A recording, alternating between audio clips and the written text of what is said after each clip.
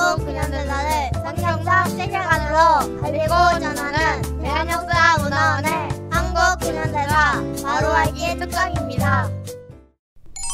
자유를 위해 싸우다. 첫 번째 이야기. 조국의 자유를 찾기 위해 고독한 망명길에 오른 이승만 박사의 이야기입니다. 이승만 박사가 백오인 사건으로 일본에 표적이 되자 존 모트 선교사와 필립 질레트 선교사는 이 박사를 보호하기 위해 미 동부 미네소타주 미니애폴리스에서 열리는 감리교 총회에 이 박사를 한국 대표로 보내기로 결정하고 1912년 3월 9일 14기 감리교회 지방 평신도 대표 회의를 통해 이승만 박사를 한국 대표로 선출하였습니다.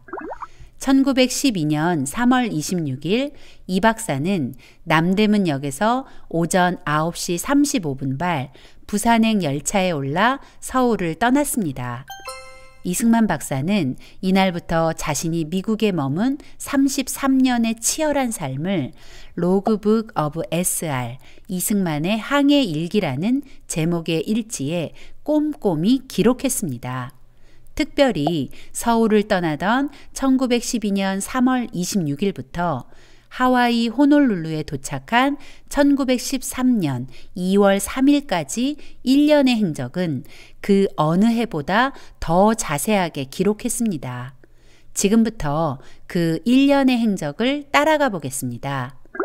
미니애폴리스로 가는 길에 이승만 박사는 3월 27일부터 4월 10일까지 약 보름 동안 일본에서 조선 기독교인 유학생을 위한 출령회와 유학생들을 위한 전도 강연 집회를 인도하고 유학생들과 개인적인 만남을 가지며 조선 유학생들에게 기독교 신앙과 독립의 의지를 심어주는 시간을 가졌습니다. 이 박사의 일본 방문길에는 서울 YMCA 미국인 총무 질레트 선교사, 이상재 선생, 그리고 감리교 선교사 윌라드 크렘이 동행했습니다. 이승만 박사와 그 일행은 부산을 출발해 다음 날인 3월 27일 오전 8시 시모노세키항에 도착했습니다. 그리고 교토를 거쳐 29일 도쿄에 도착했습니다. 이 박사 일행이 도쿄 신바시역에 도착했을 때 한국 유학생 23명이 이 박사를 맞이했습니다. 당시 한국 사람 중 가장 유명 인사였던 이승만 박사를 만나기 위해서였습니다. 전날 밤에는 이 박사의 도착 시간을 잘못 알고 나온 100여 명의 학생들이 허탕을 치고 돌아가기도 했다고 합니다. 이승만 박사에 대한 한국 사람들의 높은 기대감을 실감하게 되는 일화입니다. 이승만 박사는 30일 도쿄에서 남쪽으로 약 97km 떨어진 가마쿠라에 도착해 가마쿠라 출령회를 인도했습니다. 가마쿠라 출령회는 서울 YMCA와 도쿄의 조선 YMCA가 공동으로 계획하고 주최한 행사였습니다. 이승만 박사가 이 집회에 대해 YMCA 국제위원회에 보고한 보고서에 따르면 가마쿠라 출령회는 1912년 3월 30일 오후 7시에 개막되었고 44명의 기독교인 한국 유학생과 서울 YMCA 소속 질레트 선교사, 이상재, 크렘 선교사, 그리고 공동 주최자인 도쿄의 조선 YMCA 총무 김정식과 부총무 최상호 등이 참석했다고 합니다. 이 박사는 부총무 최상호에 대한 설명을 덧붙였는데 최상호는 1911년 개성 한영서원 하령회가 끝난 뒤 도쿄로 파견된 사람이었다는 것입니다. 즉 지난 여름 개성 한영서원 하령회의 열매였던 것이죠. 이승만 박사의 개막 연설로 시작된 가마쿠라 출령회는 그 어느 때보다 뜨거웠습니다. 그 어느 때보다 열정적으로 집회를 인도했던 이 박사는 물론 유학생을 비롯한 모든 참가자가 영적 회복과 놀라운 은혜를 경험하게 되었습니다. 이 집회의 열기가 얼마나 뜨거웠는지 동네 주민들이 출령회에서 흘러나오는 찬양 소리에 이끌려 집회 장소 창가로 모여들 정도였다고 합니다.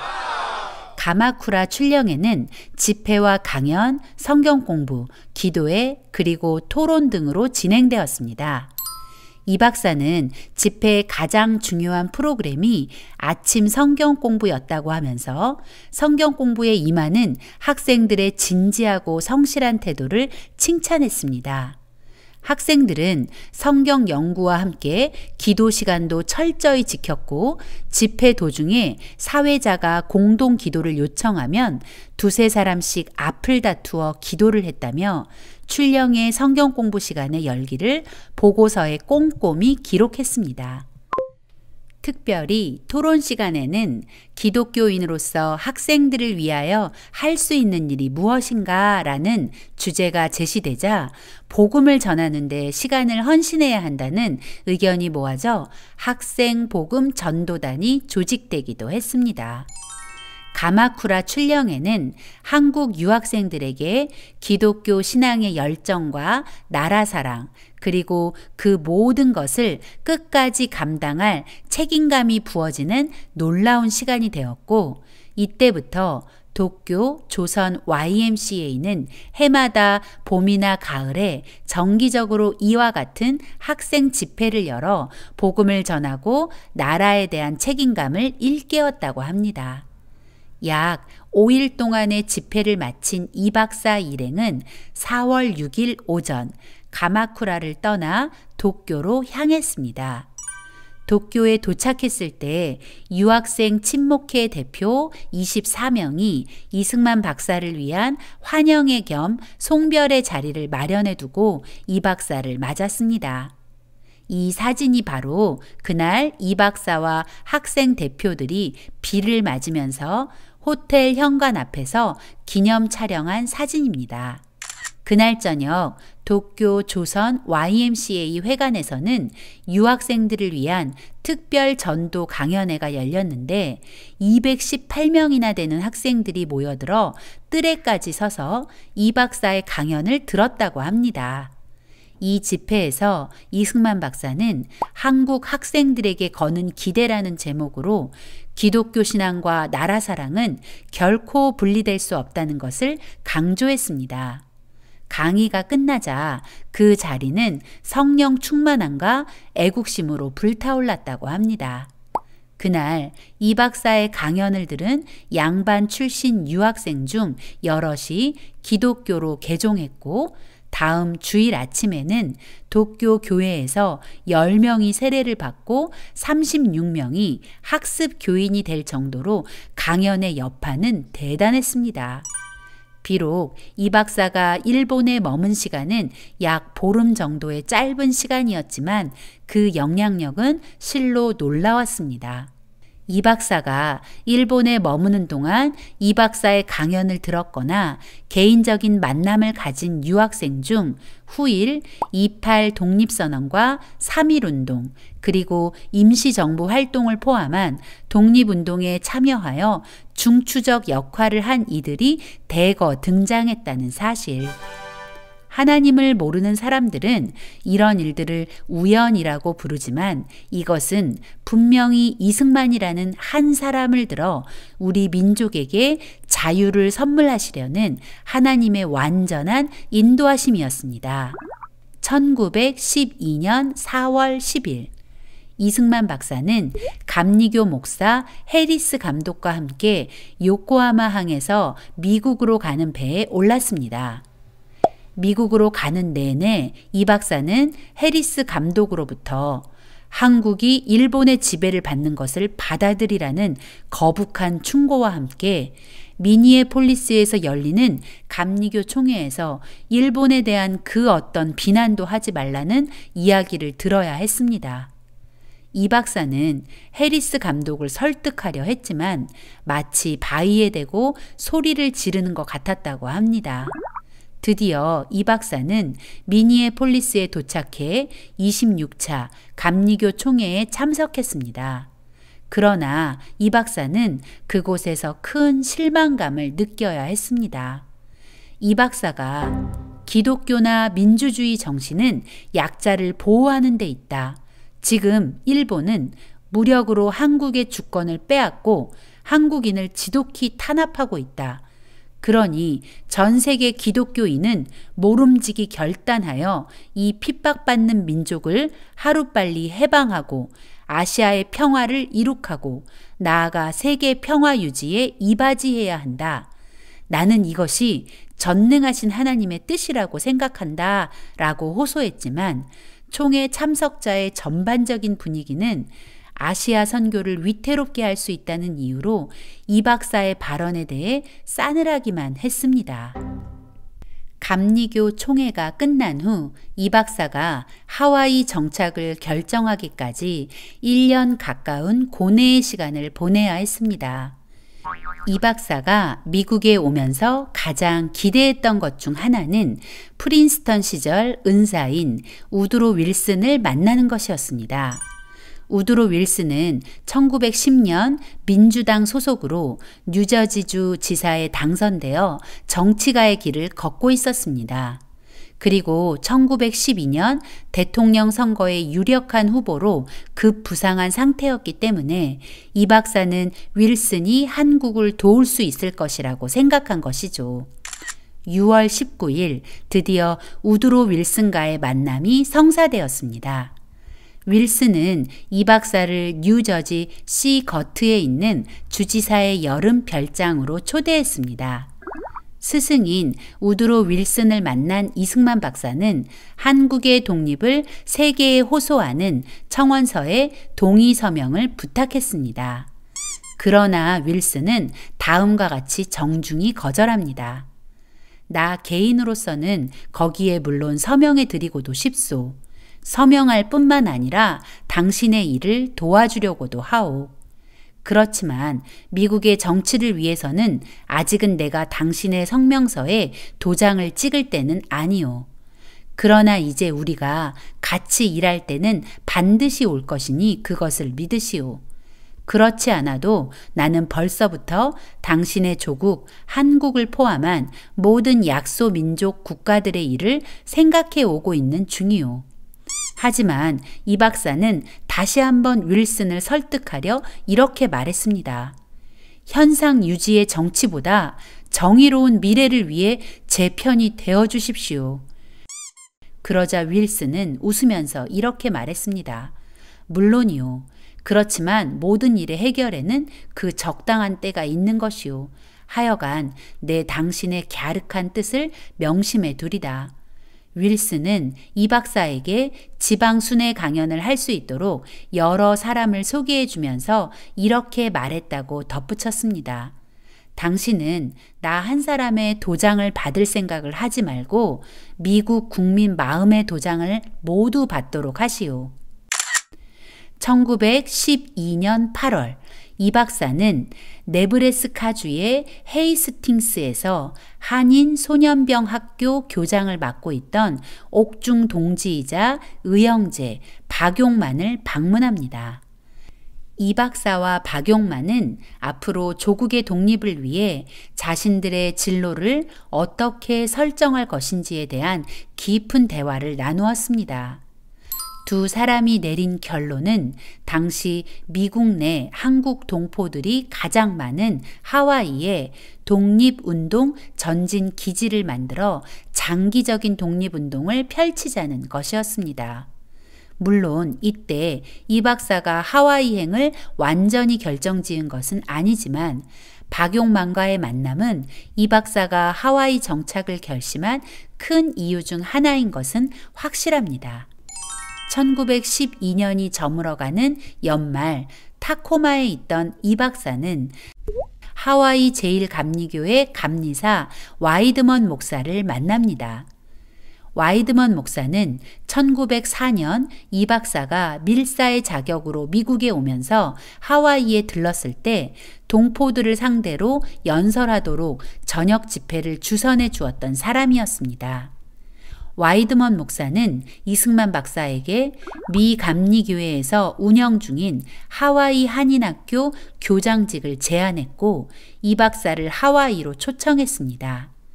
이런 여러 조건이 모여 이 박사는 하와이행을 확정 지었고 그동안 포기하지 못하고 있던 귀국의 간절한 희망을 접고 조국의 독립을 위해 망명생활을 결심하게 되었습니다. 이 박사는 1913년 1월 28일 샌프란시스코를 떠나 하와이로 향했습니다. 약 일주일의 항해 끝에 이승만 박사를 태운 배는 1913년 2월 3일 오전 8시 하와이 오아후 섬 호놀룰루에 도착했습니다. 이미 하와이에 와 있던 박용만이 이 박사에 대해 얼마나 열정적으로 선전을 했던지 수많은 동포가 항구에 나와 기대 가득한 눈빛으로 이 박사를 맞아주었습니다. 그런데 이 박사를 마중 나온 동포들의 얼굴빛은 이 박사에 대한 기대감으로 가득하다고 하기엔 너무 어두웠습니다. 그 이유는 이 박사가 도착하기 전 이 박사의 부친 이경선옹이 2달 전인 1912년 12월 5일 별세했다는 소식이 먼저 도착해 있었고 그 슬픈 소식을 이 박사에게 전해야 했기 때문이었죠. 이 박사를 환영한 것은 동포들만이 아니었습니다. 하와이의 유력한 인사들 역시 이 박사에 대한 관심을 신문 기사로 표했습니다. 하와이에서 영향력 있는 신문 중 하나인 호놀룰루 스타 뷰리트는 1913년 2월 8일자에 이승만 박사의 하와이 입성을 다음과 같이 보도했습니다. 오늘날 한국에 이승만 박사보다 더 위대한 종교 지도자는 아마 없을 것이다.